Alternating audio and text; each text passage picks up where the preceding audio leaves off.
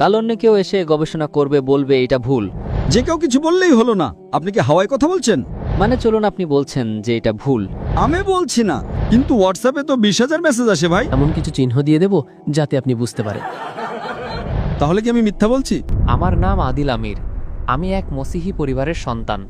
Sir, আমি আপনার video সবসময় শুনি এবং খুব লাইকও করি। হিন্দুদের সম্পর্কে আপনার অনেক প্রশ্নের উত্তর সঠিক হয়, ভালোও লাগে, তাই লাইকও দিই। কিন্তু আপনি চ্যালেঞ্জ করেছেন যে পবিত্র বাইবেল ভুল, অর্থাৎ তাতে পরিবর্তন করা হয়েছে। আমি জিজ্ঞাসা করতে চাই, কোন দিক থেকে পবিত্র বাইবেল ভুল? আপনি কি আমার ক্যাসেট দেখেননি? না স্যার, মাফ করবেন।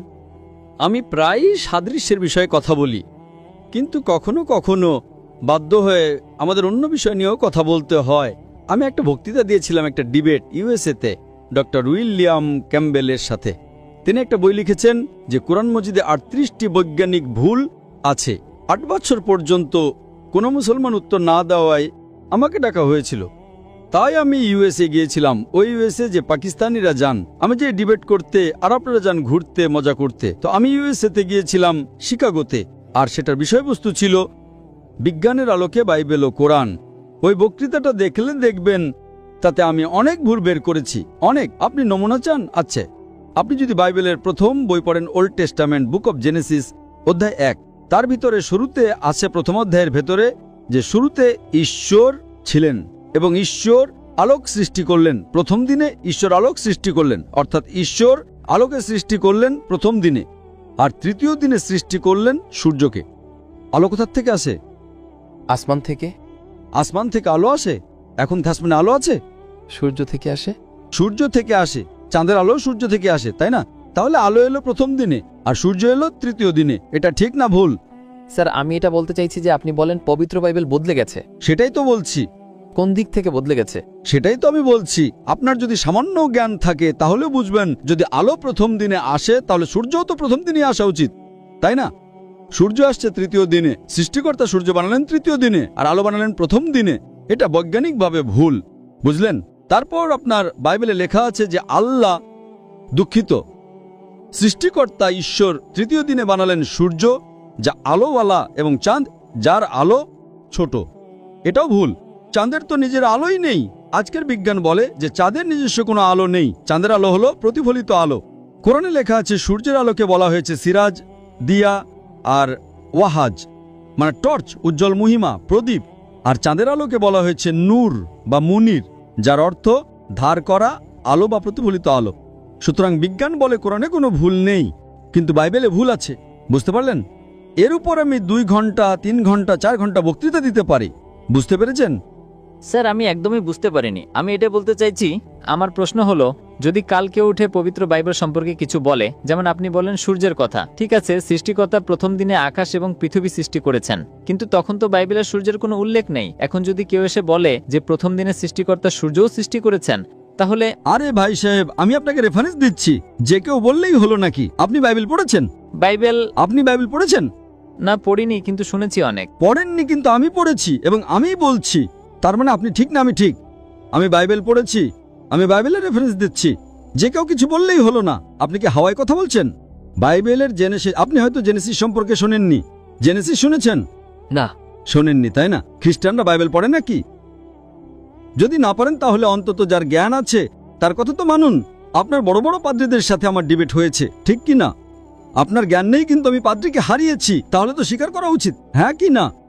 না স্যার, আমি কখনো আপনার কোনো ডিবেট কোনো পাদ্রীর সাথে শুনিনি। হ্যাঁ, ডিবেট শুনেননি তো এটা কি আমার ভুল? আপনি গুগল করুন, ইউটিউব জানেন তো? জি। তাদের সিনেমা দেখেন? না, সিনেমা না। সিনেমা দেখেন না? ইউটিউবে ডক্টর জাকির নায়েক এবং ডক্টর উইলিয়াম ক্যাম্বেল টাইপ করুন, ডিবেট চলে আসবে, মাত্র 4.5 ঘন্টার, সব পাবেন সেখানে। তারপর আপনি বাইবেল নিন, খুলুন, হিন্দিতে পড়ুন, উর্দুতে পড়ুন, ইংরেজিতে পড়ুন, রেফারেন্সগুলো মিলিয়ে দেখুন। তারপর কাল এটা বলবেন না যে আমি পড়িনি। আপনি পড়েননি, তাহলে যে ব্যক্তি পড়েছে তার সাথে তর্ক করা উচিত না? যে ব্যক্তি পড়াশোনা করেছে, বাইবেল পড়েছে, আপনি বাইবেল না পড়ে তার সাথে তর্ক করছেন, এটা কি ঠিক? ঠিক নয়, কিন্তু আমি এটা বলতে চাই স্যার, যে মানে চলুন, আপনি বলছেন যে এটা ভুল হলো। আমি বলছি না, যেই বাইবেলের উপর গবেষণা করে সেই বলে, আমি একা বলি না। আসলে স্যার, কিভাবে? কাল অন্য কেউ এসে গবেষণা করবে, বলবে এটা ভুল, তারপর প্রমাণও তো করতে হবে যে এটা এমন। এখন ভুল শব্দ তৈরি করে বলা হলো এটা এমন হয়ে গেছে তেমন হয়ে গেছে। এইভাবে তো পবিত্র বাইবেল কখনো ভুল হতে পারে না। পবিত্র বাইবেল নিজের প্রশংসা নিজেই বর্ণনা করে, ও নিজেই নিজের সত্যতা বর্ণনা করে। আপনি কি বাইবেল পড়েছেন? স্যার, আমাদের বড় বড় এখন আমি একজন মেডিকেল ডাক্তার, আপনি যদি বলেন অপারেশন এইভাবে করুন, তাহলে কি আমি আপনার কথা মানব?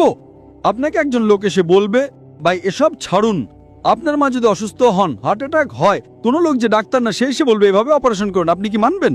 মানবেন কি? আপনি কি দেখবেন? আপনি ডিগ্রি দেখবেন, তাই না? ঠিক কি না?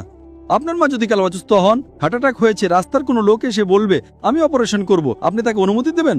না। আপনি কি দেখবেন? প্রথমে তদন্ত করবেন সে ডাক্তার কিনা, তাই না? জি। যদি সে বলে না আমি ডাক্তারি পড়িনি এবং এসে তর্ক করবে, তো আপনি কি করবেন? দু চারটা চর মারবেন না তাকে, বলবেন ভাই আমার মাকে হাত লাগাবি না, ঠিক কি না? জি। তো আপনি সেই লোকটার মতোই কাজ করছেন। আমি পড়ছি, আমি রেফারেন্স দিচ্ছি, আপনি বলছেন পড়েননি, তারপরও তর্ক করছেন। এত বড় সমাবেশের সামনে আপনি প্রশ্ন করছেন আর আমি রেফারেন্স দিচ্ছি। জেনেসিস অধ্যায় 1, জেনেসিস অধ্যায় 1 ভার্স 1, জেনেসিস অধ্যায় 1 ভার্স 4, আর আপনি বলছেন আমি পড়িনি। আসলে স্যার আপনি আমাকে এটা উর্দুতে বলে দিন। আমি তো উর্দুতেই বলছি। আপনি বলে দিন কিসে লেখা আছে। এটা কি ইঞ্জিলে লেখা নাকি পুরানো ওল্ড টেস্টামেন্টে লেখা, কিসে লেখা আছে? জেনেসিস আদি পুস্তক, উর্দুতেও এটাকে জেনেসিসই বলে। আপনি পড়েননি তো? বাইবেলে কটা বই আছে? আমি কখনো এত গবেষণা বা পড়াশোনা করিনি। তাহলে যে পড়েছে তার কথা তো মানুন। পড়েননি আর তর্ক করছেন, এটা স্কুলে গিয়ে শিক্ষকের সাথে তর্ক করার মতো করছেন। এখন আপনি বলবেন যে আপনি যে সত্যি বলছেন তার কি প্রমাণ? বাইবেলে 66টি বই আছে। কটা? 66। 66। যদি আপনি প্রোটেস্ট্যান্ট হন, যদি আপনি ক্যাথলিক হন, তাহলে 73টি। 70 আর 3 কত? 73টি। হ্যাঁ, এখন আপনার মনে ঘুরপাক খাচ্ছে। আপনি কি জানতেন যে বাইবেলে 73টি বই আছে? জানতেন কি জানতেন না? না, শুনিনি কখনো। তাহলে কি আমি মিথ্যা বলছি? আপনি শোনেননি? এতে ভুলটা আমার না আপনার। আপনি আপনার পাদ্রীকে জিজ্ঞাসা করুন। ঠিক আছে স্যার, মাফ করবেন। আপনি এক স্রষ্টা বিশ্বাস করেন? জি। আপনি ঈসা আলাইহিসসালাম কি স্রষ্টা মানেন? জি। কি প্রমাণ আছে? কোথায় লেখা আছে যে ঈসা আলাইহিসসালাম স্রষ্টা? আপনি যদি আমাকে বাইবেলের ভিতর থেকে এমন একটা জায়গা দেখাতে পারেন যেখানে ঈসা আলাইহিসসালাম নিজে স্পষ্টভাবে বলেছেন যে আমি স্রষ্টা, তাহলে আমি আজকেই খ্রিস্টান ধর্ম গ্রহণ করতে প্রস্তুত। কেউ আপনাকে বোকা বানিয়েছে? কি বানিয়েছে? মাফ করবেন স্যার, আমি আপনার হোয়াটসঅ্যাপে আয়াতগুলো পাঠিয়ে দেব, আপনি অবসর সময় পড়বেন স্যার। বাকিটার জন্য মাফ করবেন। এখন কি আয়াত মনে নেই? আসলে স্যার এখন আমার মনে নেই, আমি কোনো ভুল শব্দ বলতে চাই না। আপনার হোয়াটসঅ্যাপ নাম্বার আমি সেভ করে নিয়েছি। কিন্তু হোয়াটসঅ্যাপে তো 20,000 মেসেজ আসে ভাই। আপনার নাম্বার আসবে কি আসবে না কে জানে? আপনার মেসেজটা তো দেখে তো আমাকে দেবেই না, বলবে বোকার মতো প্রশ্ন, একপাশে রাখো। 20,000 প্রশ্ন থেকে বেছে আমাকে 100টা ভালো প্রশ্ন দেওয়া হয়, সেই 100টা থেকে আমি 20টা বাছি। কি সম্ভাবনা আছে যে আপনারটা আমি পাবো? 0.0001%। ঠিক? স্যার আমি এমন কিছু চিহ্ন দিয়ে দেব যাতে আপনি বুঝতে পারেন। কেমন চিনো? আপনি আপনার ব্যক্তিগত নাম্বার দিন, আমি তাতে পাঠিয়ে দেব যদি আপনার মনে হয় তো।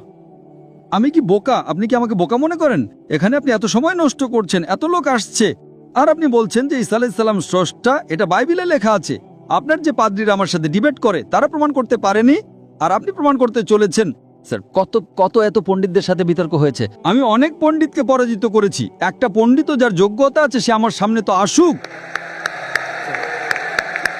ঠিক কি না? আপনার পাকিস্তানে যদি কোনো খ্রিস্টান পণ্ডিত থাকেন যিনি তার বক্তৃতার জন্য 20,000 মানুষ নিয়ে আসতে পারেন, আমি তার সাথে ডিবেট করতে প্রস্তুত। পাকিস্তানেই ডিবেট করে নেব, ঠিক কি না? বাইরে যাওয়ার দরকার নেই। জি ঠিক আছে, খোদা হাফেজ। খোদা হাফেজ। আমার নাম জাকফা ইসনান।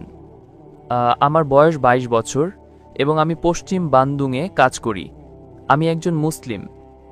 আমি একজন অপারেটর। আমার একটি প্রশ্ন আছে। আসলে প্রশ্নটি আমার একজন অমুসলিম বন্ধুর পক্ষ থেকে।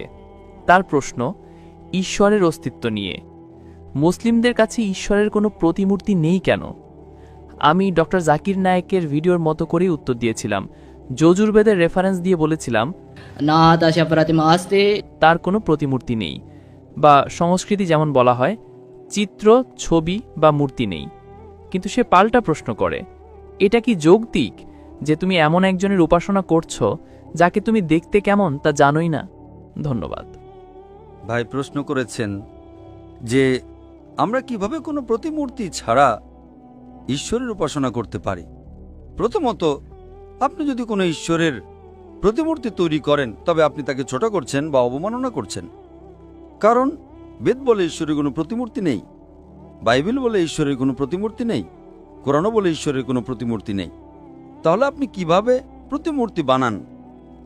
এটা আমাকে কোরআনের একটা ঘটনার কথা মনে করিয়ে দেয়, যেখানে মুসা আলাইহিস সালাম আল্লাহকে বলেছিলেন, আমি আপনাকে দেখতে চাই। তখন আল্লাহ তাকে বলেন, আমি পাহাড়ের উপর আমার নূর প্রকাশ করব, তুমি দেখো পাহাড়ের কি হয়।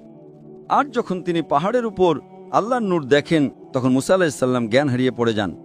তিনি আল্লাহকে দেখেননি, তবুও পড়ে গিয়েছিলেন। এটাই আল্লাহ সুবহানাহু ওয়া তাআলার মহত্ব। আপনি প্রশ্ন করেছেন কিভাবে প্রতিমূর্তি ছাড়া আল্লাহর উপাসনা করা যায়। হ্যাঁ, আপনি যাকে শুনিয়ে ভাবতে চান তার জন্য ছবি থাকাটা আবশ্যক নয়। উদাহরণস্বরূপ, বিশ্বাস করার জন্য ছবি থাকাটা জরুরি নয়। ধরুন, কেউ আপনাকে বলল আমেরিকা খুব সুন্দর একটি দেশ এবং আপনি সেখানে যেতে চান, তাহলে সেখানে যাওয়ার জন্য কি আমেরিকার ছবি দেখা আবশ্যক? না। সবকিছু আবশ্যক নয়। বিশেষ করে আমরা ইসলাম এবং অন্যান্য ধর্ম বিশ্বাস করি যে আল্লাহ সুবহানাহু ওয়া তাআলা এতটাই মহান যে এই জীবনে আপনি তাকে দেখতে পারবেন না, পরকালে দেখতে পারবেন যদি আপনি জান্নাতে চান। সুতরাং উপাসনার জন্য ছবি থাকা আবশ্যক নয়। আমরা কি করি? আমরা আল্লাহ সুবহানাহু ওয়া তাআলার নির্দেশনা অনুসরণ করি। আমরা যখন ইবাদত করি তখন কিয়ামে দাঁড়াই, রুকু করি, সিজদা করি। যখন আপনি সিজদা করেন তখন আপনি আল্লাহ সুবহানাহু ওয়া তাআলার সামনে প্রণত হন এবং বলেন যে তিনিই সর্বশ্রেষ্ঠ। কারণ আমাদের শরীর আমাদের নিয়ন্ত্রণে, আমাদের মন সরাসরি আমাদের নিয়ন্ত্রণে নয়। সুতরাং যখন আপনি সিজদা করেন, আপনি শরীরের সবচেয়ে উপরের অংশ কপাল মাটির সবচেয়ে নিম্নের অংশে রাখছেন এবং বলছেন সুবহানা রাব্বিয়াল আলা, মহিমান্বিত আমার প্রভু যিনি সর্বোচ্চ। সুতরাং এটা একটি উপাসনার রূপ। যখন আমরা আল্লাহ সুবহানাহু ওয়া তাআলার উপাসনা করি, আমরা আল্লাহ সুবহানাহু ওয়া তাআলার বাণী পুনরাবৃত্তি করি, আলহামদুলিল্লাহি রাব্বিল আলামিন। সমস্ত প্রশংসা আল্লাহর, যিনি বিশ্বজগতের প্রতিপালক। আপনি আমাকে একটা কথা বলেন, যে ঈশ্বরের যে সমস্ত প্রতিমূর্তি আপনি দেখেছেন যা অন্যান্য ধর্মাবলম্বীরা ভুলবশত তৈরি করে, সেই ছবিগুলোর মধ্যে অনন্য কি আছে বলুন তো? আপনার আর আমার মতোই একটা নাক, একটা মুখ, দুটো চোখ, এতে মহান কি আছে? সিনেমার নায়ক নায়িকারা তো তাদের থেকেও দেখতে সুন্দর, ঠিক না ভুল? ভুল। আপনি বুঝতে পারছেন না? হ্যাঁ। সিনেমায় যে নায়কদের দেখেন তারা কি ঈশ্বরের ছবিগুলোর চেয়ে দেখতে সুন্দর নয়? হ্যাঁ। তারা যে ছবি দেখে উপাসনা করে তাতে এমন কি আছে যেটা তাকে ঈশ্বর বানায়? আমি যদি সেই ছবি দেখি, আমার তো উপাসনা করতে ইচ্ছে করবে না, কারণ সে তো আমার মতোই দেখতে, ঠিক? হ্যাঁ। আমি কেন এমন একজনের উপাসনা করব যার গুণাবলী আমার মতোই? একটা নাক, একটা মুখ, দুটো চোখ, এতে অনন্য কি আছে? আল্লাহ বলেন, ওয়াল্লাম ইয়াকুল্লাহু কুফুয়ান আহাদ, এবং তার সমতুল্য কিছুই নেই। যে মুহূর্তে আপনি ঈশ্বরকে এই পৃথিবীর কোনো কিছুর সাথে তুলনা করতে পারবেন, সেদিন থেকে তিনি আর ঈশ্বর নন। এটাই তার সংজ্ঞা। ইসলামে আল্লাহর সংজ্ঞা হলো তার মতো কিছুই নেই। আর আপনি বলছেন আমাকে একটা ছবি দিন। যে মুহূর্তে আপনি ঈশ্বরের একটা ছবি তৈরি করবেন, সেটার ঈশ্বর হতে পারে না। আপনি কি বুঝতে পারছেন? হ্যাঁ। ইসলামে যে মুহূর্তে আপনি ঈশ্বরের একটা ছবি তৈরি করবেন, সেটা আর ঈশ্বর হতে পারে না, কারণ ঈশ্বর অনেক ঊর্ধ্বে। আমরা তার উপাসনা করি তার ক্ষমতার জন্য। তিনি আমাদের স্রষ্টা, আমাদের প্রতিপালক। আমরা তার নিদর্শন দেখে তার উপাসনা করি। সূর্য তার নিদর্শন, চাঁদ তার নিদর্শন, তারা তার নিদর্শন। বুঝতে পারছেন? হ্যাঁ। আমরা যে নিয়ামত পেয়েছি তার জন্য তার উপাসনা করি। আমাদের কাছে যে কোরআন আছে, যখন আমরা তা পড়ি তখন তার প্রতি আমাদের ঈমান দৃঢ় হয়। এটা কোনো ছবির মাধ্যমে হয় না। ছবি তো আমাকে ঈশ্বর থেকে দূরে সরিয়ে দেবে, যদি সেটাই ঈশ্বর হয়।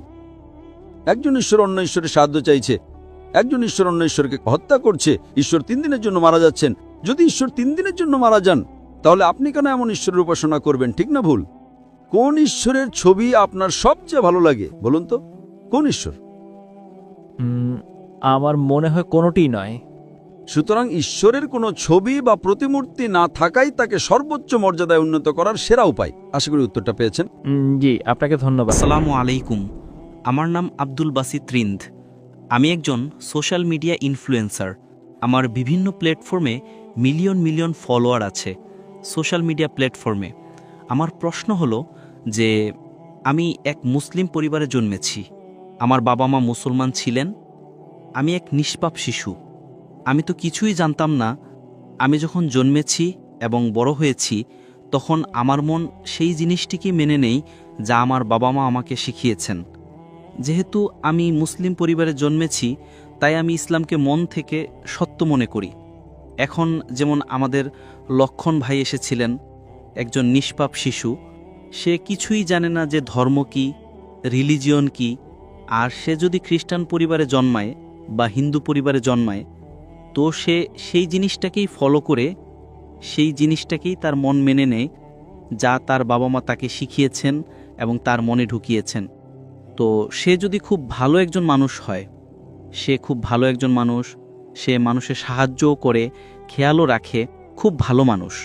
কিন্তু যদি সে এই অবস্থায় মারা যায়, তাহলে কি সে জাহান্নামে যাবে না জান্নাতে যাবে?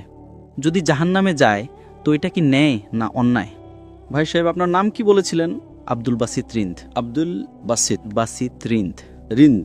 রিন্দ একটি বেলুচি জাতি। রিন্দ। জি, রিন্দ। আব্দুল কাদির ইসলাম আব্দুল বাসিত। হুম। শেখ আব্দুল বাসিত ভালো কারি ছিলেন, মাশাআল্লাহ। ভাই আব্দুল বাসিত খুব ভালো প্রশ্ন করেছেন। বলেছেন, আমি মুসলিম পরিবারে জন্মেছি, আমার বাবা মা মুসলমান ছিলেন। আলহামদুলিল্লাহ আছেন না, আপনি ছিলেন বলেছেন, কিন্তু ভুল হয়ে গেছে। মুসলমান আছেন, যা তারা শিখিয়েছেন আমি কবুল করেছি। আমার লক্ষণ ভাই হিন্দু ছিলেন, হিন্দু হয়ে গেছেন। আব্দুল বাসিত বলেছেন, যা আমার বাবা মা বলেছেন আমি মেনে নিয়েছি। আব্দুল বাসিত সাহেব, যদি আপনার বাবা মা আজ বলেন 2 আর 2 5, আপনি মানবেন? মানব না। তো এই বলা যে যা বাবা মা বলেছেন আমি মেনে নিয়েছি, সঠিক নয়। যখন আপনি শিশু ছিলেন তখন হয়তো মেনে নিতেন, ঠিক 2 বছর বয়সে মা বললেন 2 আর 2 5, তখন আপনি হ্যাঁ বলবেন, ঠিক কিনা? আজ বললে কি আপনি মানবেন? মানব না। Very good. তো ইসলামের এই কথা আল্লাহ রাসূল সাল্লাল্লাহু আলাইহি সাল্লাম বলেন যে যতক্ষণ শিশু প্রাপ্তবয়স্ক না হয় ততক্ষণ তাদের উপর কলম লেখা হয় না, অর্থাৎ সে নিষ্পাপ। যদি লক্ষণ যে এখন প্রাপ্তবয়স্ক 25 বছর, 30 বছর, 35 বছর, জানি না, এখান থেকে দূরে দেখা যাচ্ছিল না, কিন্তু প্রাপ্তবয়স্ক তো, তাই না? যদি কোনো অমুসলিম হিন্দু পরিবারে জন্মায় বা খ্রিস্টান পরিবারে জন্মায় এবং প্রাপ্তবয়স্ক হওয়ার আগে 10 বছর বয়সে বা 8 বছর বয়সে তার মৃত্যু হয়ে যায়, তাহলে সে জাহান্নামে যাবে না, কারণ সে নিষ্পাপ। আপনি বুঝছেন? হ্যাঁ। কিন্তু একজন মানুষ যখন প্রাপ্তবয়স্ক হয়ে যায় তখন সে দায়ী। বাবা মাকে দোষী করা যাবে না। আজকের তারিখে আমি আপনাকে জিজ্ঞেস করেছি, আপনার বাবা মা বলবেন 2 আর 2 5, আপনি মানবেন? আপনি বলেছেন না। তার মানে আজ আপনার বাবা, আপনার মাতা যদি কোনো ভুল কথা বলেন, আপনার জ্ঞান বুদ্ধি এসেছে, আপনি কিছু কিছু ক্ষেত্রে ভুল জিনিসটা মেনে নেবেন, কিন্তু বেশিরভাগ ভুল জিনিসটাই মানবেন না। আপনি আপনার বাবা মাকে ভালোবাসেন, বাবা মাকে ভালোবাসেন, তার মানে এই না যে আপনি তাদের বিরুদ্ধে, কিন্তু এখন আপনি প্রাপ্তবয়স্ক হয়ে গেছেন, বুঝলেন? তো এই বলা যে কারণ বাবা মা, কোরআনের আয়াত এটা যে কাফের, এটা বলতে পারবে না যে তাদের বাবা মা কাফির ছিলেন, এটা যথেষ্ট নয়। কোরআনের আয়াত এটা।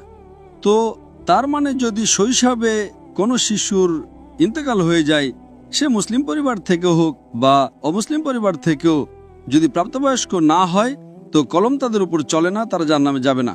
কাফের একবার প্রাপ্তবয়স্ক হয়ে গেলে তাদের জ্ঞান হয়ে যায়, তারপরে।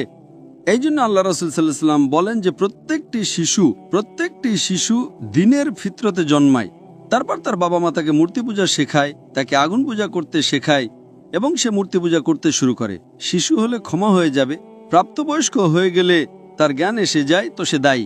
তো যদি একজন মানুষ প্রাপ্তবয়স্ক হয়ে যায় 25 বছর 30 বছর বয়সে, শিরক করে এবং তার ইন্তেকাল হয়, তো সে দায়ী।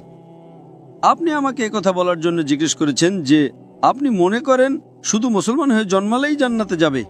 ইসলামে জান্নাতে যাওয়ার জন্য 4টি জিনিসের প্রয়োজন। আমি বলেছিলাম ঈমান, আমলে সালেহাত, ঈমান, রাইচিয়াস ডিড, ওয়া তাওয়াসাউ বিল হক। হকের দিকে ডাকো এবং সবরের দিকে ডাকো। 4টি জিনিসের প্রয়োজন। আপনি খুব ভালো মানুষ হবেন, নামাজ পড়বেন 5 ওয়াক্ত, হজে যাবেন, রোজা রাখবেন, কিন্তু যদি আপনি দাওয়াত না দেন তো আপনি সাধারণত জান্নাতে যাবেন না। আল্লাহ সুবহানাহু ওয়া তাআলা আপনাকে মাফ করতে চান এবং জান্নাতে দিতে চাইলে সেটা আল্লাহর ইচ্ছা, তিনি দিতে পারেন, কিন্তু সাধারণত আপনি জান্নাতে যাবেন না। একইভাবে অনেক অমুসলিম মুসলমান হচ্ছে লাখো লাখো সংখ্যায়, আপনি বুঝছেন? তো লাখো লাখো সংখ্যায় অমুসলিম ইসলাম কবুল করছে, তারা জান্নাতে যাবে কিনা? হ্যাঁ, যাবে কিনা? অবশ্যই যাবে। আর একজন মানুষ আজ যদি ইসলাম কবুল করে, আল্লাহ রাসূল সাল্লাল্লাহু আলাইহি সাল্লাম বলেন তার সব গুনাহ মাফ। আমার চেয়ে আপনার চেয়ে ভালো হবে, তাই না? আমরা যতই ভালো হই ছোটখাটো গুনাহ তো করি। তো এই বলা, তো এটা আল্লাহ সুবহানাহু ওয়া তাআলার হিকমত। لا إكراه في الدين। আমাদের দিনে কোনো জোরজবস্তি নেই। আপনি বলবেন না, কিন্তু চান্স আছে যে সে অমুসলিম হয়তো জন্মেছে, তো ইসলাম করার চান্স কম। একদম সঠিক, কম। মুসলমান হওয়ার পরেও আজকের অবস্থা দেখে কি মনে হয় যে আমরা জান্নাতে যাব? সে মহিলা কি বলছিল যে শিশুকামিতা করে জান্নাতে যাবে? আপনার কি মনে হয়? সেটা তো আমাদের ইসলামিক শিক্ষায় নেই, একদমই না। কিন্তু জান্নাতে যাবে কি? সে মুসলমান যদি নিজেকে মুসলমান বলে আর পেডোফিলিয়া করে, জান্নাতে যাবে? একদম না। যদি সেই মহিলা সঠিক হয় যে পেডোফিলিয়া আছে, তো তার প্রথম অংশ ভুল, সে মুসলমানই নয়। হ্যাঁ, নাম হবে, কালিমা পড়বে, কিন্তু এটা বলা যায় আমরা দিনই এটা ভুল। যদি সে ক্ষমা প্রার্থনা করে, আল্লাহ তাকে মাফ করতে পারেন যে কোনো গুনাহ, কিন্তু এটা বলা যায় ইসলামিক নামের মুসলমান হবে বা অনুশীলনকারী মুসলমান হবে। তো আমাদের ভুল বোঝাবুঝি আছে যে মুসলমান পরিবারে জন্মালো তো জান্নাতের টিকিট পেয়ে গেল, এটা আমাদের ভুল বোঝাবুঝি। আমি নিজেও জিহাদ করছি, আমিও জানি না আমার জান্নাতের টিকিট আছে কিনা, এজন্য আমি মেহনত করি, রাত জাগি, দোয়া করে আল্লাহ তাআলা কবুল করুন। আল্লাহ রাসূল সাল্লাল্লাহু আলাইহি সাল্লাম প্রতিদিন 70 বার ইস্তেগফার করতেন। কতবার? 70 বার। আল্লাহ রাসূল পৃথিবীর সবচেয়ে সেরা মানুষ, সবচেয়ে বেশি মুসলমান 70 বার ইস্তেগফার করতেন। বলতেন যে আমার রব যে আমাকে এত নিয়ামত দেয়, আমি যা কিছু করি মাফ করে, আমি যদি ইস্তেগফার না করি তো কে করবে? তো এটা আজকের আমাদের সমাজে ভুল বোঝাবুঝি আছে যে আমরা মুসলমান তো ব্যাস জান্নাতের টিকিট পেয়ে গেলাম। আমরা দোয়া করি আল্লাহ তাআলা আমাদের মাফ করুন। তো আল্লাহ সুবহানাহু ওয়া তাআলা যদি কোনো অমুসলিম জন্মায় এবং প্রাপ্তবয়স্ক হওয়ার আগে মারা যায়, তো সে জাহান্নামে যাবে না। প্রাপ্তবয়স্ক হওয়ার পর তার ভুল আছে, সে দায়ী। যেভাবে আপনি বলেন 2 আর 2 5 আমি মানব না, তো সে কেন মানবে যে মূর্তি পূজা ভুল? আপনি বুঝছেন? কারণ আল্লাহ সুবহানাহু ওয়া তাআলা আমাদের সৃষ্টিকর্তা, আমাদের মালিক, তিনি এত নিয়ামত দিয়েছেন আমাদের, আমরা তার শুকরিয়া আদায় করতে পারি না। গণিতে ভুল করা কি একটু গুনাহ? যদি কোনো মুসলমান 2 আর 2 5 বলে জান্নাতে যাবে? আপনি বলবেন ভাই জ্ঞান নেই, গণিতে দুর্বল, ঠিক কিনা? আপনি তো তাকে মারতে পারবেন না, তাই না? পারবেন না। তো কে বড় গুনাহগার, 2 আর 2 5 বলার লোক নাকি যে মূর্তি পূজা করে? মূর্তি পূজা অবশ্যই। আল্লাহ আমাদের এত নিয়ামত দিয়েছেন, তাই না? আমরা আল্লাহর শুকরিয়া আদায় করি। কত লোক শুকরিয়া আদায় করে যে আল্লাহ আমাদের এত ভালো ঘর দিয়েছেন, এত ভালো পোশাক দিয়েছেন, এত ভালো গাড়ি দিয়েছেন, খাবার দিয়েছেন। আমরা কতবার শুকরিয়া আদায় করি পানি পান করার জন্য। যদি কিছুদিনের জন্য 2-3 সপ্তাহের জন্য পানি না পাই মারা যাব, কতবার শুকরিয়া আদায় করি? আমি জিজ্ঞেস করতে চাই, এই বিশাল মজমা থেকে কত লোক আল্লাহর শুকরিয়া আদায় করেছে যে তিনি আমাদের শ্বাস অক্সিজেন দিচ্ছেন? কত লোক আল্লাহর শুকরিয়া আদায় করেছে? হাত উপরে করো। শ্বাস প্রশ্বাসের জন্য, পানির জন্য নয়। যে আল্লাহ তাআলা আমাদের বাতাস দিচ্ছেন যাতে আমরা বাঁচতে পারি, আধা ঘন্টার জন্য আমরা বাতাস না পেলে মারা যাব। কত লোক আল্লাহর শুকরিয়া আদায় করেছে শ্বাস প্রশ্বাসের জন্য? 4-5%। মাশাআল্লাহ, আপনি হয়তো আমার লেকচার শুনেছেন। আপনি লেকচার শুনেছিলেন জীবনের উদ্দেশ্য কি? কত লোক আমার লেকচার শুনেছে আজকের আগে? জীবনের উদ্দেশ্য কি? হাত উপরে করো। মাশাআল্লাহ, তার চেয়ে বেশি সংখ্যা। মানে আপনি যদি লেকচার শুনে থাকেন, তো লেকচার আমি এটাই বলি, এখানে একটু সময়ের অভাব ছিল, তাই লেকচারের পর আমি বলছি আমি যে শ্বাস নেই তার তো শুকরিয়া আদায় করা উচিত। তো আমরা কত অকৃতজ্ঞ। আল্লাহ তাআলা বলেন, যখন আল্লাহ তাআলা আপনার সব মুশকিল দূর করে দেন, আপনি আল্লাহকে ভুলে যান, মুশকিল এলে আবার আল্লাহকে স্মরণ করেন। তো আপনার প্রশ্ন সম্পর্কে, যদি একজন অমুসলিম প্রাপ্তবয়স্ক হয়ে যায়, হওয়ার পর তার ক্ষমা নেই, হওয়ার আগে ক্ষমা আছে।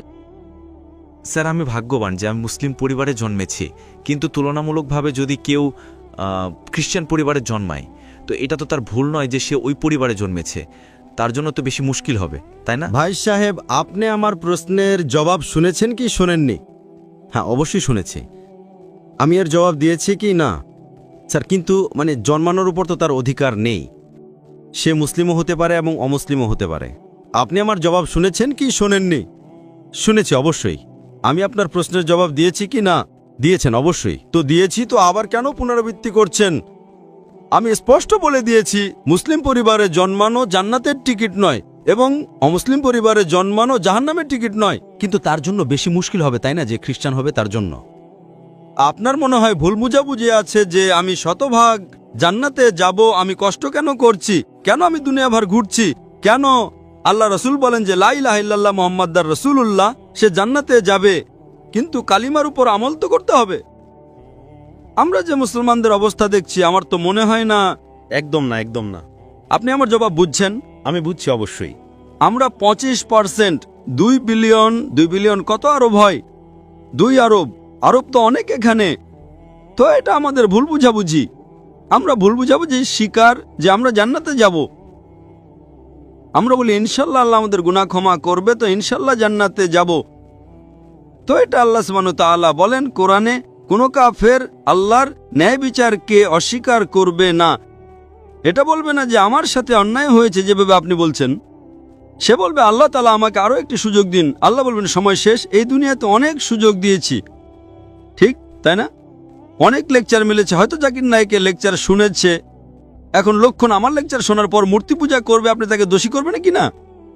অবশ্যই আপনি যুক্তিক বলেছেন যে যদি সে আখেরাতে বলে আল্লাহ তাআলা আমার জানা ছিল না যে মূর্তি পূজা ভুল, আরে আমি তো স্বামী প্রভুপাদের কথা মেনেছি, ও ডক্টর জাকির নায়েকের কথা মানেনি, ফেসে যাবে কি না? আর হয়তো আপনি জানেন না ডক্টর জাকির নায়েকের কথা আজকের তারিখে কোটি কোটি অমুসলিম শুনে, কোটি কোটি। সুবহানাল্লাহ, আলহামদুলিল্লাহ। তো যদি আমার কথা আমি বলি যে আমি খুব মহান, আমি ছোটখাটো একজন দায়ী, আল্লাহকে বলি, তো আমাদের এই কর্তব্য যে কোনো অমুসলিমকে পাই তাকে বলো।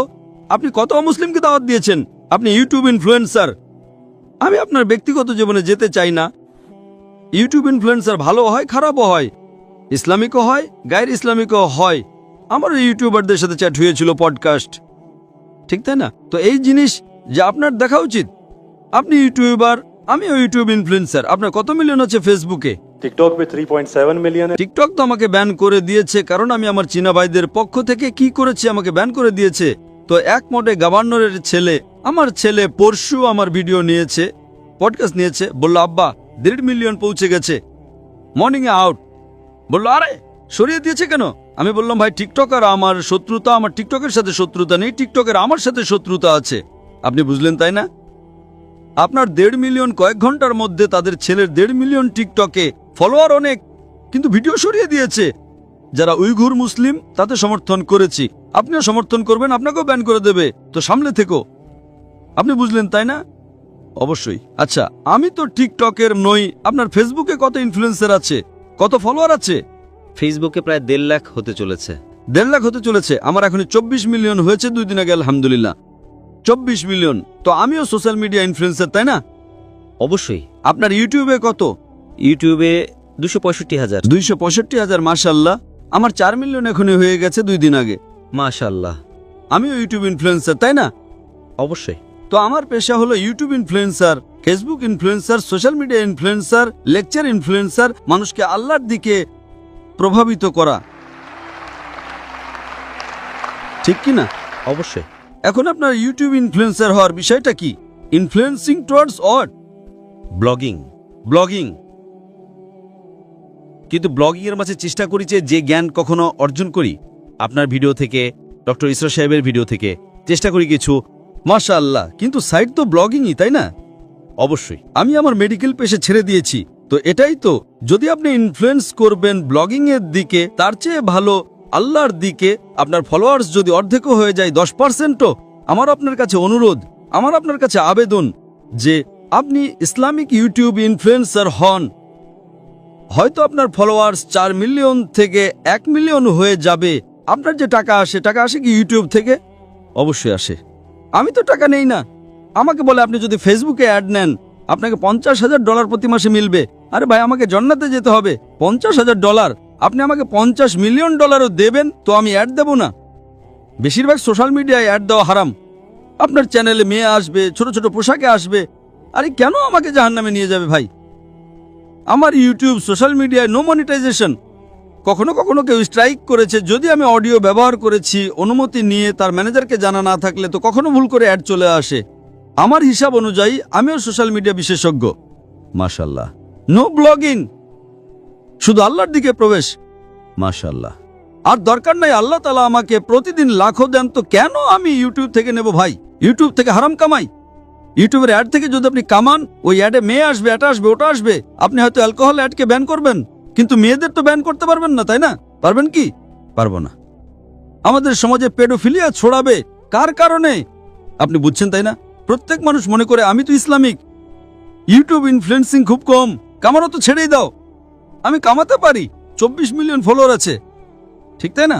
আমার কপি কেউ করতে পারে বিনামূল্যে। আমার ইউটিউবের মাধ্যমে কত লোক $10,000 $50,000 প্রতি মাসে কামায়। থাম্বনেলে কি দেয়? মেয়ের ছবি দিয়ে দেয়। আমার এতে লাখ লাখ, তার উপর 2 মিলিয়ন। আমি সব কামাবো, তাই না? সে কি কামাবে? টাকা। টাকা আর নরক। আমি বললাম নো কপিরাইট, টাকা তুই কামা ভাই, আমাকে সব কামাতে দে। আমি হিট করব না, তার টাকা আমার কাছে চলে আসবে, ঠিক কিনা? আমি বলি নো কপিরাইট, আমার ভিডিও নাই, কিন্তু আমি কি বলি? আমার ভিডিওর উপর শ্যাডো ব্যান। শ্যাডো ব্যান জানেন তো? না, শ্যাডো ব্যান। আমি বললাম ভাই কাজ করো, টাকা কামাও, আমাকে সব পেতে দাও। আমি রিলস করি, আমার ভিডিও প্রথমে 100,000, 1 মিলিয়ন, এখন 2,000, 3,000, এখন পাকিস্তানে মাশাআল্লাহ বেড়ে গেছে 1 লাখ, 2 লাখ হয়ে গেছে, কারণ হিট অনেক। তো আমি বলি ভাই তোমরা টাকা কামাও, আমাকে সব কামাতে দাও। আমরা সোশ্যাল মিডিয়া বিশেষজ্ঞ, কিভাবে থাম্বনেল বানাতে হয়, ফেসবুকের মধ্যে কি পার্থক্য, আমি বলি আমি আল্লাহ ইনফ্লুয়েন্সার, আল্লাহ কেন্দ্রিক।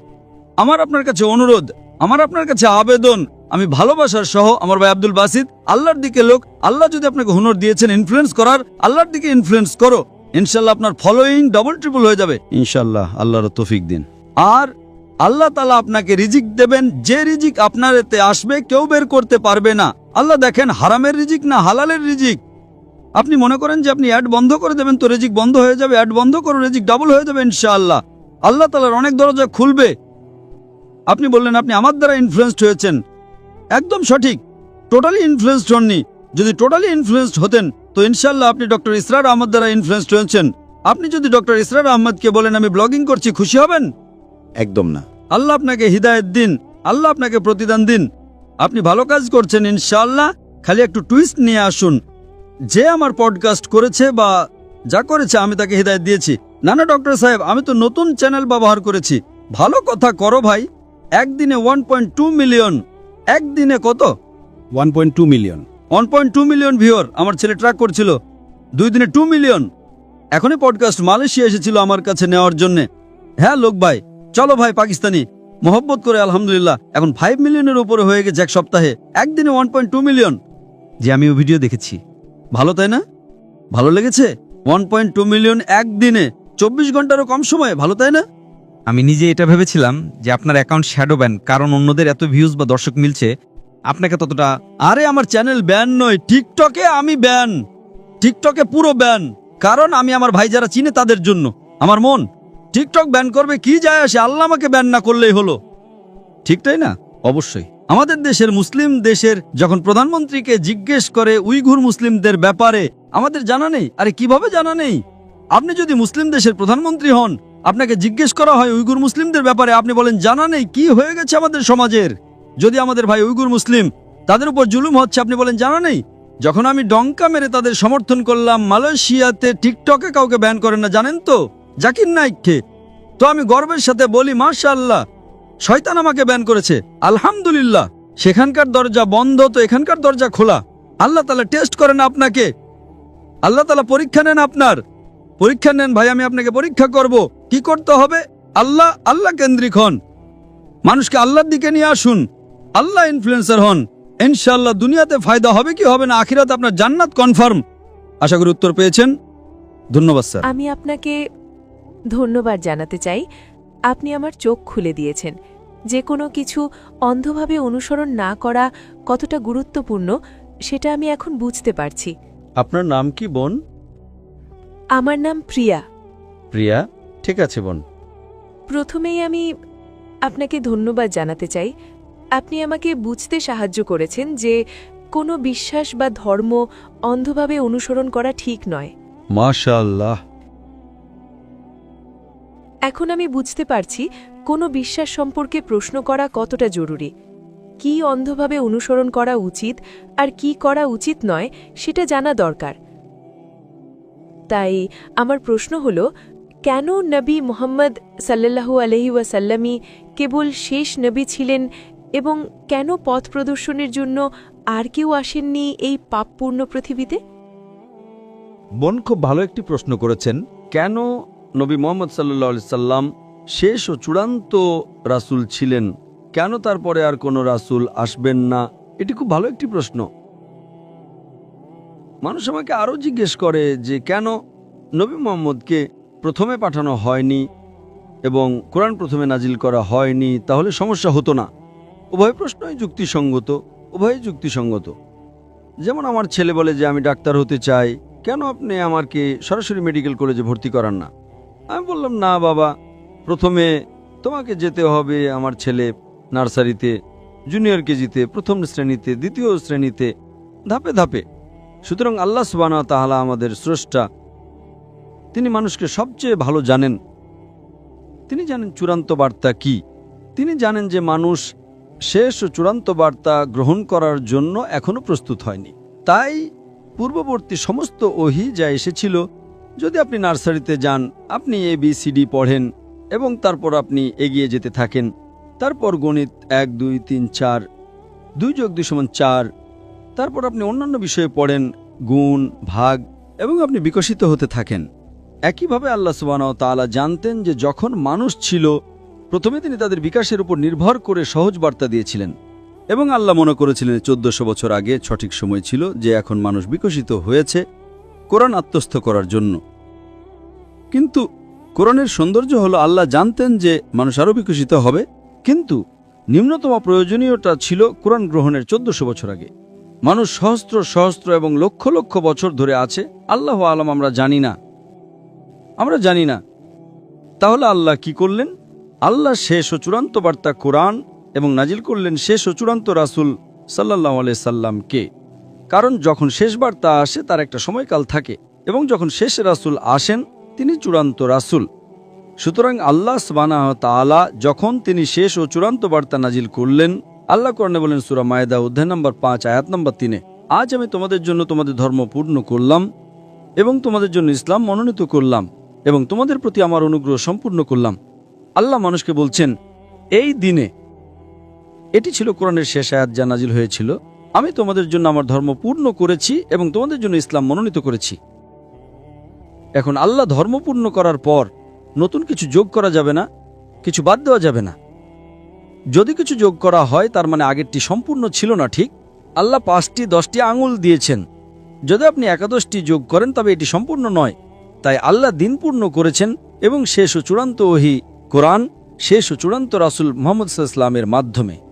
এটা কোথায় উল্লেখ করা হয়েছে? যেমন আমি আমার বক্তব্যে বলেছি, সূরা আহজাব অধ্যায় নম্বর 33 আয়াত নম্বর 40-এ, মা কানা মুহাম্মাদুন আবা আহাদিম মিন রিজালিকুম ওয়ালাকিন রাসূলুল্লাহ ওয়া খাতামুন নবী ওয়া কানা আল্লাহু বিকুল্লি শাইইন আলিমা, যে নবী মুহাম্মদ সাল্লাল্লাহু আলাইহি সাল্লাম তোমাদের কোনো পুরুষের পিতা নন, তবে তিনি আল্লাহর রাসূল এবং নবীদের মোহর।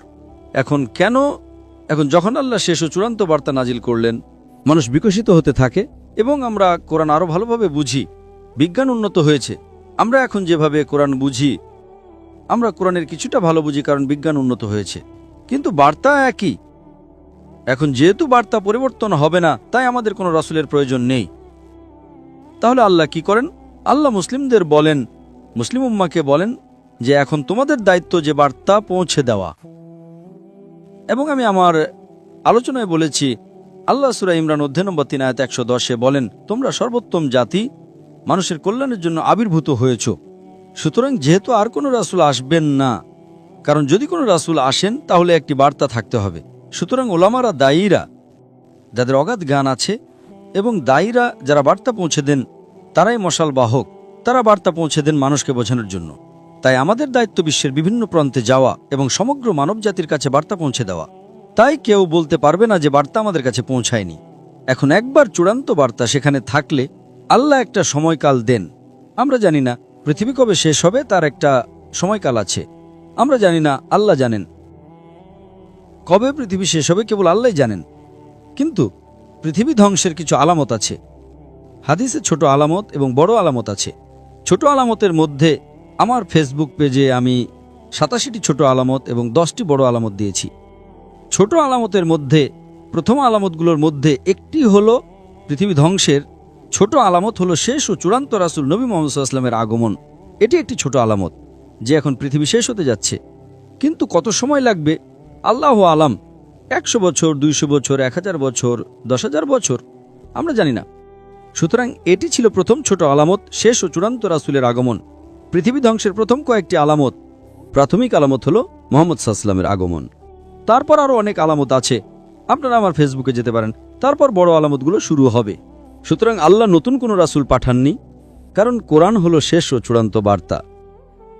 নতুন কোনো বার্তা নেই, নতুন কোনো রাসূল নেই, কিন্তু আল্লাহ নিশ্চিত করেছেন যে তিনি মুসলিম উম্মাহকে বলেছেন যে আমাদের অন্যদের কাছে বার্তা পৌঁছে দিতে হবে, এবং তিনি বলেছেন যে মুসলমানের জন্য সবচেয়ে ভালো পেশা হলো একজন দায়ীর, যা আমি আমার আলোচনায় টাচ করেছি।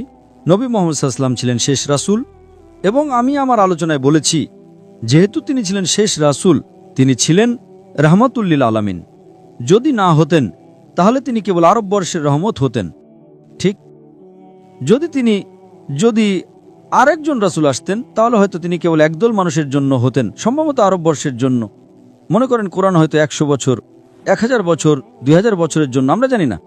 সুতরাং যেহেতু আল্লাহ বলেছেন এটি শেষ ও চূড়ান্ত ওহী এবং নবী মুহাম্মদ সাল্লাল্লাহু আলাইহি ওয়াসাল্লাম শেষ ও চূড়ান্ত রাসূল, তাই এটি সমগ্র মানবজাতির জন্য। এই কারণে নবীর মর্যাদা অনেক উঁচুতে। যেহেতু তার মর্যাদা উঁচুতে এবং বার্তাটি উঁচুতে, আপনি রূপান্তরটা আরও দ্রুত দেখতে পাচ্ছেন। আজ পৃথিবীতে মানব জনসংখ্যার 25%-রও বেশি মুসলমান। আজ পৃথিবীতে সবচেয়ে অবহেলিত মানুষ হলো মুসলমানরা। পৃথিবীতে সবচেয়ে বেশি টার্গেট করা মানুষ হলো মুসলমানরা। সবচেয়ে বেশি সমালোচিত মানুষ হলো মুসলমানরা। সবাই আমাদের বিরুদ্ধে, তবুও বার্তা পৌঁছে যাচ্ছে। এটি শেষ সময় বোন। সুতরাং যেহেতু এটি শেষ সময়, তাই নতুন আর কোনো রাসূল আসবেন না, কিন্তু বার্তার শক্তি এতই প্রবল এটি বিশ্বের অনেক মানুষকে অন্তর্ভুক্ত করছে। আগের যারা ধর্মগ্রহণ করেছিল, খ্রিস্টান ধর্ম ইত্যাদি, তারা কেবল নামমাত্র ছিল। আজ পৃথিবীতে যখন মানুষ খ্রিস্টান বলে, তারা খ্রিস্ট ধর্ম পালন করে না। যেসব মানুষ ধর্ম পালন করে, ব্যবহারিকভাবে কোনো ধর্ম পালন করে, 1 নম্বরে আছে ইসলাম। সুতরাং বোন, মূল উত্তর হল যেহেতু বার্তাটি শেষ, তাই রাসূলকেও শেষ হতে হবে। কিন্তু বার্তাটি এতই শক্তিশালী এবং রাসূল এতই প্রেমময়, এতই শক্তিশালী, এতই সার্বজনীন, যেটি বিশ্বকে পরিবর্তন করছে। আশা করি প্রশ্নের উত্তর পেয়েছেন বোন। আপনাকে অনেক ধন্যবাদ। আর কোনো প্রশ্ন আছে বোন? হ্যাঁ, স্বাগতম। শুকরান। আমার শুধু শেষ প্রশ্ন আছে, কেনই বা আল্লাহ এই পৃথিবী সৃষ্টি করলেন আর আমাদের এই পরীক্ষার মধ্যে ফেললেন, যখন তাকে এটি শেষ করতে হবে, পৃথিবীকে আবার শেষ করতে হবে? বোন আরেকটি গুরুত্বপূর্ণ প্রশ্ন করেছেন যে আল্লাহ কেন এই পৃথিবী সৃষ্টি করলেন এবং কেন আমাদের এই পরীক্ষার মধ্যে ফেললেন যদি তাকে এটি শেষ করতে হয়। এই প্রশ্নের উত্তর দেওয়া হয়েছে সূরা জারিয়াত অধ্যায় নম্বর 51 আয়াত নম্বর 56। ওয়ামা খালাকতুল জিন্না ইল্লা লিয়াবুদুন ওয়ামা খালাকতুল জিন্না ওয়াল ইনসা ইল্লা লিয়াবুদুন। আমি জিন ও মানুষকে সৃষ্টি করেছি কেবল আমার ইবাদত করার জন্য। এই জীবন বোন পরকালের জন্য একটি পরীক্ষা।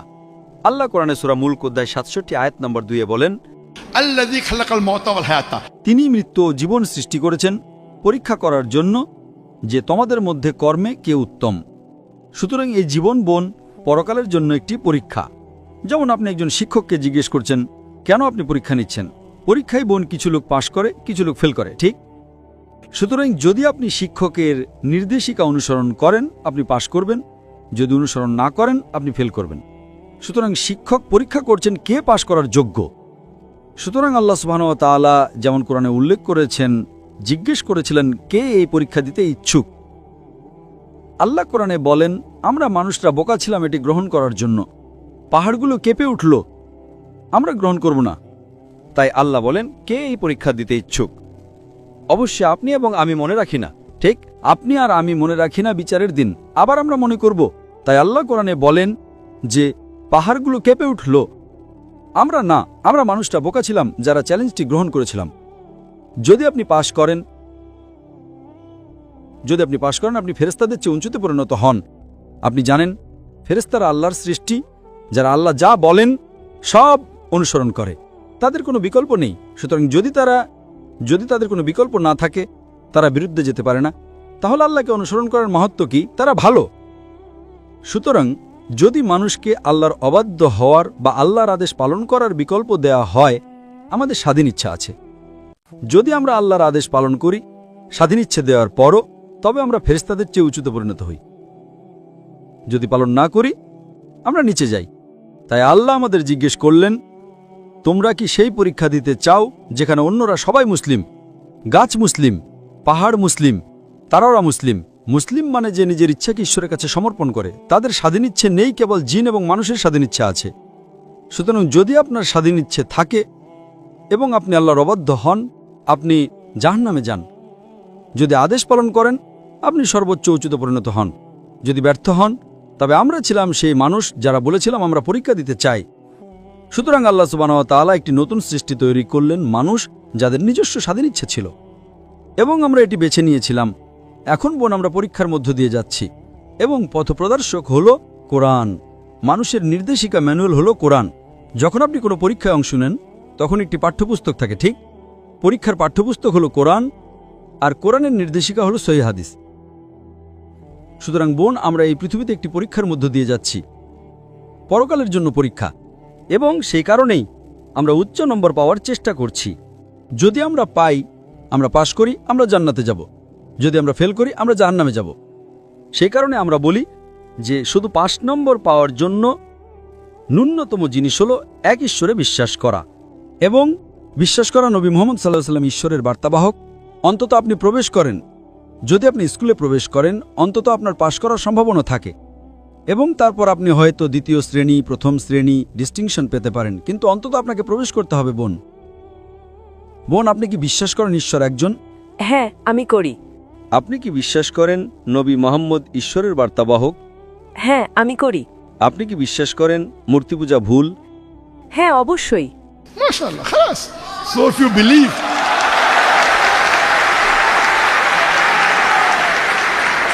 সুতরাং যদি আপনি বিশ্বাস করেন যে ঈশ্বর একজন, এবং আপনি বিশ্বাস করেন মূর্তি পূজা ভুল, এবং আপনি বিশ্বাস করেন যে নবী মুহাম্মদ সাল্লাল্লাহু আলাইহি সাল্লাম আল্লাহর রাসূল, তবে আমার মতে আপনি একজন মুসলিম। বোন আপনি কি শাহাদা বলতে চান?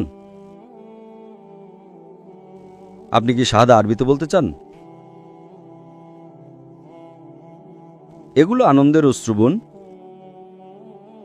আপনি কি শাহাদা আরবিতে বলতে চান? yes, মাশাআল্লাহ, তাকবীর।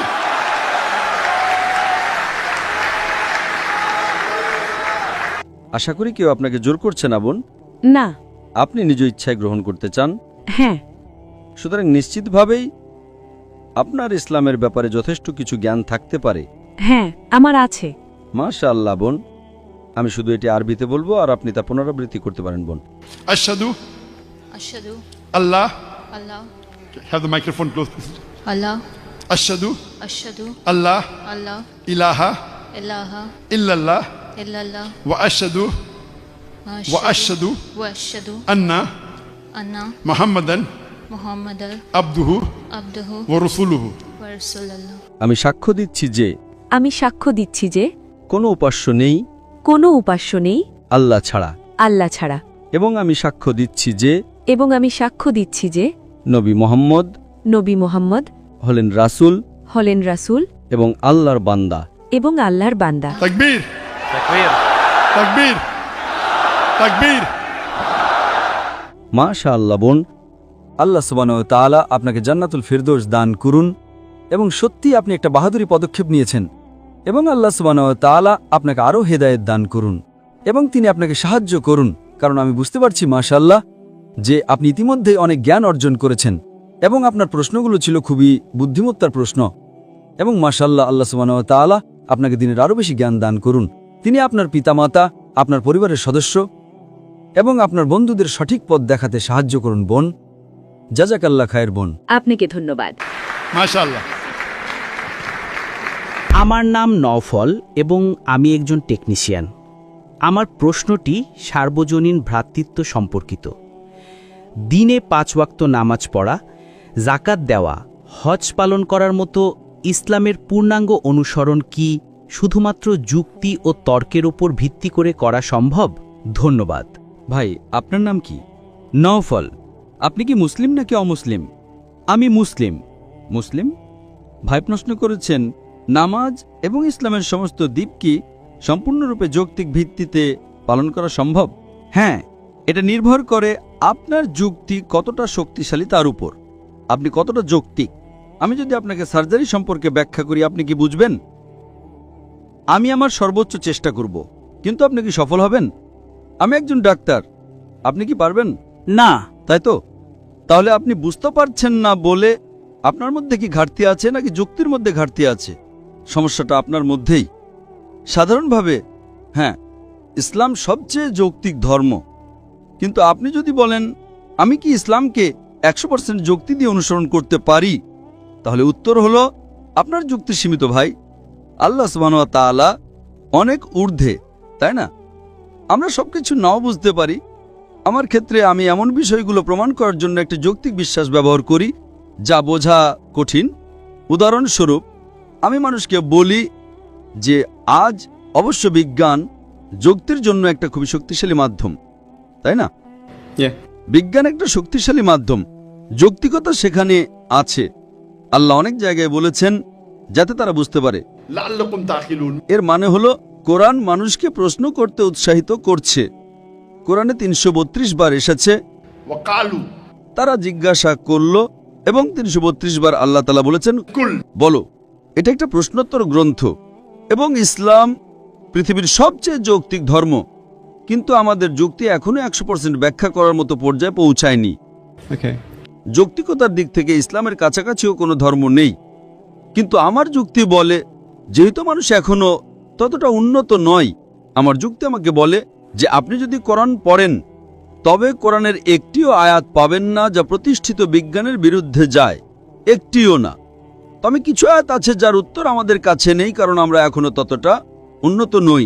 সুতরাং কোরআনের একটিও আয়াত নেই যা প্রতিষ্ঠিত বিজ্ঞানের বিরুদ্ধে যায়, কিন্তু কিছু আয়াত আছে যেখানে বিজ্ঞান এখনো পৌঁছাতে পারেনি। বিজ্ঞান যেমন এটাকে সঠিক বলতে পারে না, তেমনি ভুলও বলতে পারে না। উদাহরণস্বরূপ, মৃত্যুর পরের জীবন, বিজ্ঞান কি এটা প্রমাণ করতে পারে? না। কিন্তু বিজ্ঞান কি এটাকে না বলতে পারে? তাও না। তাই এটা একটা অস্পষ্ট বিষয়। কোরআন বিগ ব্যাং সম্পর্কে কথা বলে, কোরআন মহাবিশ্বের সৃষ্টি সম্পর্কে বলে। সূরা আম্বিয়া অধ্যায় নম্বর 21 আয়াত নম্বর 30। আওয়ালাম ইয়ারাল্লাযিনা কাফারু আন্নাস সামাওয়াতি ওয়াল আরদ কানাত রাতকান ফাফতাকনাহুমা।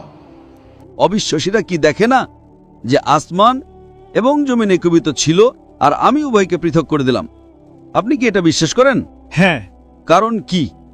কোরআনের সব জ্ঞান হয়তো যুক্তি দিয়ে ব্যাখ্যা করা যায় না, কিন্তু প্রতিটি যৌক্তিক প্রশ্নের উত্তর কোরআন দিতে পারে। কোরআনের সবকিছু যৌক্তিকভাবে ব্যাখ্যা করা যায়, আমি আপনার সাথে একমত নই, এবং সব যুক্তির উত্তর কোরআন দিতে পারে না, আমি আপনার সাথে একমত নই। আপনার দুটো কথাই ভুল। কোরআনের সবকিছু যৌক্তিকভাবে ব্যাখ্যা করা যায় না, বেশিরভাগই যায়, প্রায় সবই। হ্যাঁ, আমি আপনাকে একটি উদাহরণ দিয়েছি। কোরআন মৃত্যুর পরের জীবন সম্পর্কে কথা বলে। হ্যাঁ, আমি তার উত্তরও দিয়েছি। আলহামদুলিল্লাহ, আমি বেশিরভাগ প্রশ্নের উত্তর দিয়েছি, কিন্তু আমি এমন যুক্তি ব্যবহার করি যা বিজ্ঞানের চেয়েও ঊর্ধ্বে। আমি মৃত্যুর পরের জীবন কিভাবে প্রমাণ করা যায় তার উপর একটা লেকচার দিয়েছি। এখন সময় আমাকে তা বলতে অনুমতি দেবে না। আমার একটা সহজ যুক্তি আছে, তারপর আমি একটা ভিন্ন লেভেলে যাই। আমার একটা যুক্তি হলো, আপনি যদি আজ বিজ্ঞানের ভিত্তিতে কোরআন অ্যানালিসিস করেন তবে দেখবেন কোরআনের 80% বিষয় 100% সঠিক বলে প্রমাণিত হয়েছে। সুতরাং যদি বিশ্লেষণ করেন তাহলে দেখবেন কোরআনের 80% কথা বিজ্ঞান দ্বারা 100% সঠিক বলে প্রমাণিত হয়েছে, আর বাকি 20% অস্পষ্ট, যা সঠিকও না ভুলও না।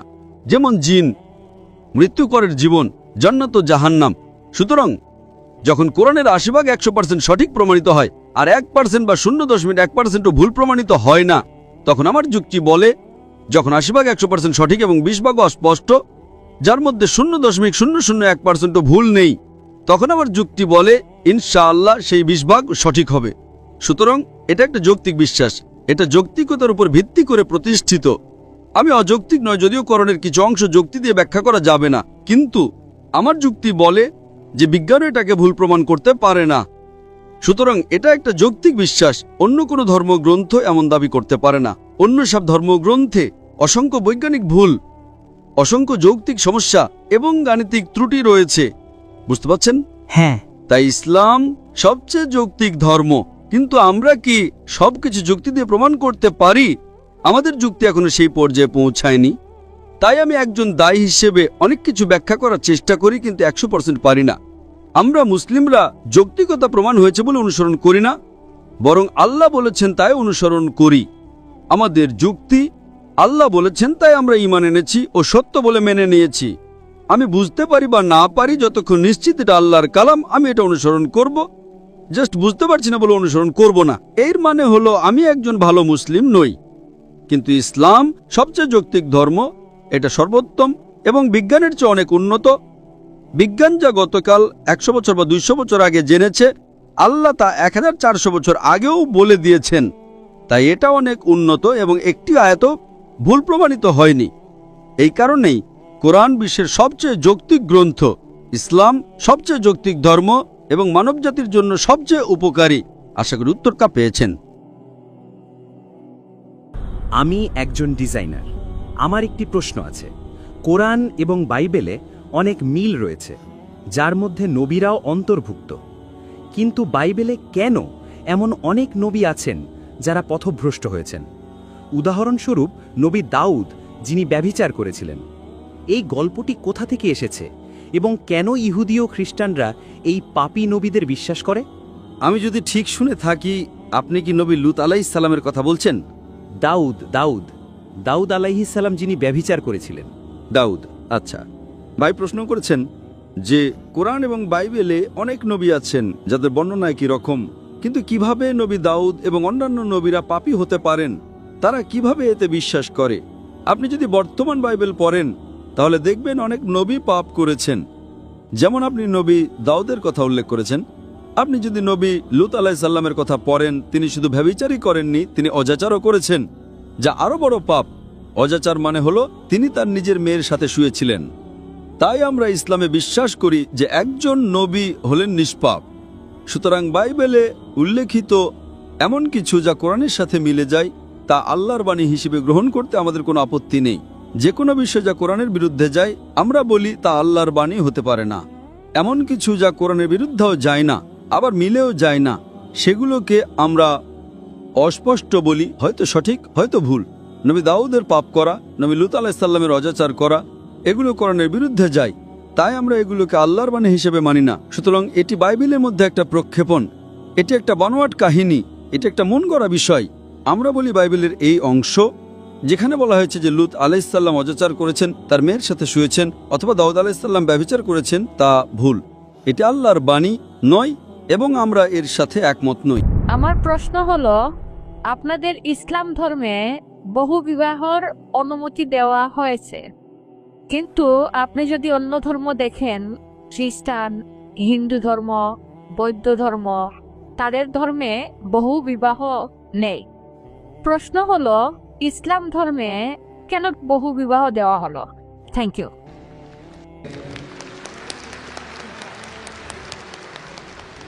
তবে ইসলামই হচ্ছে একমাত্র ধর্ম, আর কোরআনই একমাত্র ধর্মীয় গ্রন্থ এই পৃথিবীর বুকে যেটা বলছে একটা বিয়ে করতে। কোনো ধর্মগ্রন্থ নেই কোরআন ছাড়া। আমি তুলনামূলক ধর্মতত্ত্বের ছাত্র, যেটা বলছে যে একটা বিয়ে করো। একটা অনুচ্ছেদ নেই বাইবেলে, ভগবদ্গীতাতেও নেই, বেদেও নেই যেটা বলছে একটা বিয়ে করতে কোরআন ছাড়া। যদি আপনারা হিন্দু ধর্মগ্রন্থ রামায়ণ পড়েন, শ্রীকৃষ্ণ মহাভারতের মতে তার কতজন স্ত্রী ছিল? 16,108 জন। তাহলে মুসলিমরা কেন 4টা করতে পারবো না? সমস্যা কোথায়? শ্রীকৃষ্ণের যেখানে স্ত্রী ছিল 16,108 জন, আমাদের 4 জন হলে সমস্যা কি? এরপর যদি আপনি বিষ্ণু পুরাণা অধ্যায় 24 অনুচ্ছেদ 1 পড়েন, বলছে একজন ব্রাহ্মণ 4 জন স্ত্রী থাকতে পারে। যদি ইহুদিদের গ্রন্থ পড়েন, এতে অনুমতি আছে যত ইচ্ছা তত বিয়ে করার। যদি খ্রিস্টানদের বাইবেল পড়েন, এতে অনুমতি আছে যত ইচ্ছা তত বিয়ে করার জন্য। যদি বাইবেল পড়েন, আব্রাহামের 3 জন স্ত্রী ছিল। সলোমনের কতজন স্ত্রী ছিল? তার 700 স্ত্রী ছিল। পরবর্তীতে চার্চ নিষেধাজ্ঞা জারি করলো যে খ্রিস্টান একটা বিয়ে করবে, বাইবেল মানা করেনি। আর ইহুদি সম্প্রদায় একাধিক বিয়ে করত। এটা ছিল 1950 সালে, যখন চিফ রাবি সাইনড পাস করে যে ইহুদিরা একটা বিয়ে করবে। সুতরাং নিষেধ করেছে রাবি, ইহুদি গ্রন্থ না। আর হিন্দু ধর্মগ্রন্থ মতে যত ইচ্ছা বিয়ে করতে পারেন। এবার দেখি কোরআন কি বলে। কোরআন বলছে সূরা নিসা অধ্যায় 4 আয়াত 3, তোমাদের পছন্দের মেয়েকে বিয়ে করো 2, 3 বা 4, কিন্তু যদি ন্যায় বিচার করতে না পারো তাহলে একটা। এই কথাটা যে একটা বিয়ে করো কেবল কোরআনে আছে, আর কোনো ধর্মগ্রন্থে নেই। বলা হয়েছে পছন্দের মেয়েকে বিয়ে করতে 2, 3 বা 4, কিন্তু ন্যায় বিচার করতে না পারলে একটা বিয়ে করো। আর কেউ যদি একের অধিক বিয়ে করতে চায়, কোরআনের দেওয়া একটা শর্ত হলো ন্যায় বিচার করা। যদি সমান আচরণ করতে না পারো একটা বিয়ে করতে হবে। এখন কি কারণ, যুক্তিসঙ্গত কারণ একজন ভাবতে পারে কেন ইসলাম পুরুষকে একের অধিক বিবাহ নির্দিষ্ট করেছে? অনেক অমুসলিম মনে করে এটা ফরজ, বাধ্যতামূলক। এটা বাধ্যতামূলক নয়, অতিরিক্ত। এটা ফরজ না। আশা করি উত্তরটা পেয়েছেন।